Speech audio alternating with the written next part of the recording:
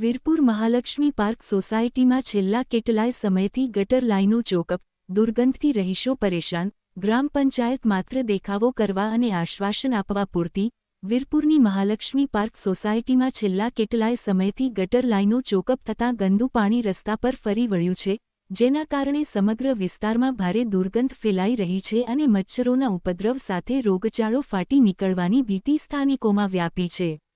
સોસાયટીના રહીશોના જણાવ્યા અનુસાર છેલ્લા લગભગ 10 દિવસથી તેઓ ગ્રામ પંચાયતના સરપંચ, તલાટી તથા સંબંધિત અધિકારીઓ સમક્ષ અનેક વખત મૌખિક રજૂઆતો કરી ચૂક્યા છે, તેમ છતાં સમસ્યાનો કાયમી ઉકેલ લાવવામાં આવ્યો નથી. રહીશોના આક્ષેપ મુજબ પંચાયત દ્વારા માત્ર માણસોને કહી દીધું છે અથવા કાલે કામગીરી કરીશું જેવા આશ્વાસનો આપવામાં આવે છે, પરંતુ વાસ્તવિક કામગીરી હાથ ધરવામાં આવતી નથી. સ્થાનિકોના કહેવા મુજબ પંચાયતના કર્મચારીઓ સ્થળની મુલાકાત તો લે છે, પરંતુ માત્ર દેખાવ પૂરતી કાર્યવાહી કરીને પરત ફરી જાય છે. પરિણામે ગટરનું ગંદુ પાણી રસ્તા પર જમા થતાં બાળકો, વૃદ્ધો અને રાહદારીઓને ભારે હાલાકીનો સામનો કરવો પડી રહ્યો છે.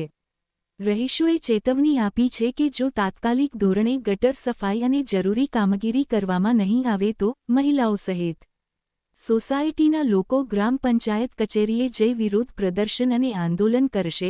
સ્થાનિકોમાં એવો પણ સવાલ ઉઠી રહ્યો છે કે જો આવી મૂળભૂત સમસ્યાઓનો સમયસર ઉકેલ ન આવે તો વિસ્તારના વિકાસના દાવાઓ કેટલા અસરકારક ગણાય. હવે રહીશો તાત્કાલિક કાર્યવાહી અને કાયમી ઉકેલની માંગ કરી રહ્યા છે.